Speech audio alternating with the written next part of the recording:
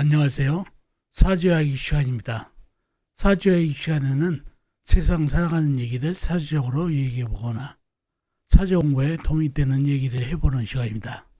자, 오늘은 어떤 얘기를 해볼지 보시도록 하겠습니다. 자, 오늘은 사주팔자의 용신과 운에 대해서 얘기해 보도록 하겠습니다. 용신, 사주팔자의 용신은 참으로 귀한 존재죠. 사주팔자 일간에게 아주 귀한 존재가 됩니다. 그런데 왜 용신을 제대로 잡아야 되느냐? 물론 일간에게 도움이 되는 오행이 어떤 걸 알기 위해서도 그렇지만은 운을 제대로 알기 위해서 그렇죠.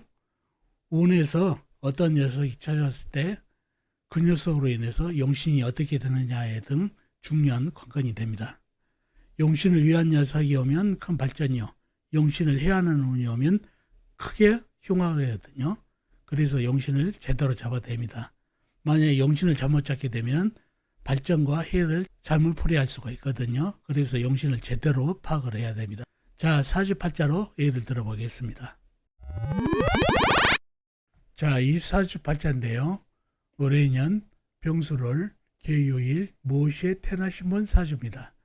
자, 이 사주 용신을 한번 찾아보도록 하겠습니다. 그러려면 사주 형국을 파악해 봐야 되겠죠. 사주 형국을 파악하기 위해서 오행의 분포부터 알아보겠습니다. 먼저 일간인 내편부터요. 일간의 내편에 오행의 세력이 강하면 사주가 강해지고 반대로 상대편 일간의 힘을 빼는 오행의 세력이 강하면 사주가 약해진다는 얘기죠. 일간이 개수 작은 물로 태어났네요. 물의 내편은 비겁인 같은 물이나 물을 생겨주는 인성인 쇠가 내편이 되겠습니다. 먼저 비겁인 물부터 찾아보면은 물은 연지, 해수, 큰 물이 있습니다. 그리고 다른 데는 없고 지장간에 없고요. 다음에 물을 새겨주는 인성인 쇠를 찾아보면은 쇠는 일지에 유금, 작은 쇠가 있습니다. 그리고 다른 데는 없고 월지, 술토 안에 신금, 작은 쇠가 암장되어 있습니다. 자, 나와 있는 내편은 해수, 큰 물과 유금, 작은 쇠뿐이네요. 이러면 사주가 약해질 가능성이 있는데 상대편도 한번 찾아볼까요? 뭔가요? 일간의 힘을 빼는 오행. 식상 일간이 생하면서 힘이 받고, 재성 일간이 극하면서 힘이 받고, 관상 일간이 나를 극하니까 일간이 힘이 약해지는 이 세 가지가 상대편 오행이 되겠습니다. 식상은 뭔가요? 물이 생해진 오행, 나무. 재성은 물이 극한 오행, 불. 관성은 물을 극한 오행, 흙이 되겠습니다. 먼저 식상인 나무부터 찾아보면 나무는 연간에 을목, 작은 나무가 있습니다. 그리고 다른 데는 없고 지장간, 연지, 해수 안에 감목, 큰 나무가 암장되어 있네요. 다음에 재성인 불을 찾아보면 불은 월간의 병화, 큰 불, 시지의 오와 작은 불이 있습니다. 그리고 다른 데는 없고 지장간, 월지, 술토 안의 정화, 작은 불이 암장되어 있네요. 다음에 관성인 흙을 찾아보면은 흙은 월지의 술토, 시간의 무토, 큰 흙이 있습니다. 그리고 다른 데는 없고 지장간, 연지, 해수 안의 무토, 시지, 오 안의 기토가 암장되어 있습니다. 자, 나와 있는 상대편 대단하죠. 을목, 작은 나무, 병화, 오와, 큰 불, 작은 불, 술토, 무토, 큰 흙까지 내편이라고는 유금과 해수뿐이다 보니까 사주가 약해졌네요. 사주가 더 약해진 이유는 첫째, 해수, 나에게 힘을 주는 해수가 너무 멀리 떨어져 있고 유금은 토자금에 되어 있죠. 이 을목은 목생화 해가지고 불을 켜주고 불은 화생토로 하면서 흙이 커졌다는 얘기죠. 술토, 무토가 큰 흙이라서 유금은 토자금에 됩니다. 그러니 유금이 힘을 쓸 수가 없어서 일간에게 힘을 못 주니까 유일한 대표는 해수 하나뿐이라 사주가 많이 약해졌네요. 신약한 사주가 됐네요. 용신은 해수가 되겠습니다. 왜 해수가 되죠? 멀리 떨어져서 힘을 못 주는데 유금은 토자금에서 안 되고 해수는 일간에게 힘을 조금밖에 못 주지만 해수가 고군분투 병화를 끄고 있네요.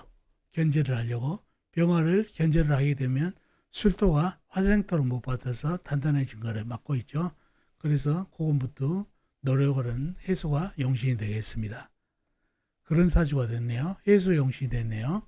사주의 병이 뭐죠? 화생토를 받은 흑기운이 사주에 많아서 사주가 약해져서 흑이 사주의 병이 되죠. 그런 사주가 됐네요. 자, 운에서 무토나 술토가 옵니다. 그러면 어떻게 되나요?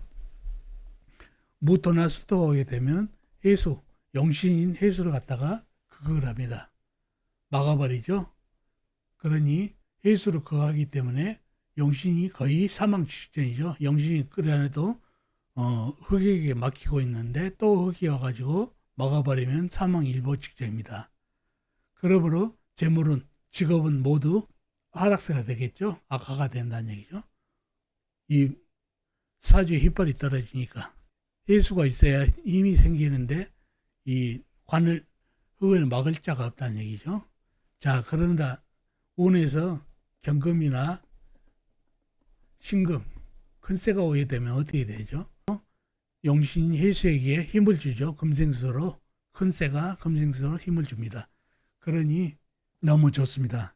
또 좋은 이유가 뭐냐면은 사주의 벽인 흑을 갖다가 큰세가 살리라고 토생금, 금생수로 이어지기 때문에 사주의 벽인 흑기운을 설치시켜서 통과를 시켜주니 더 좋습니다.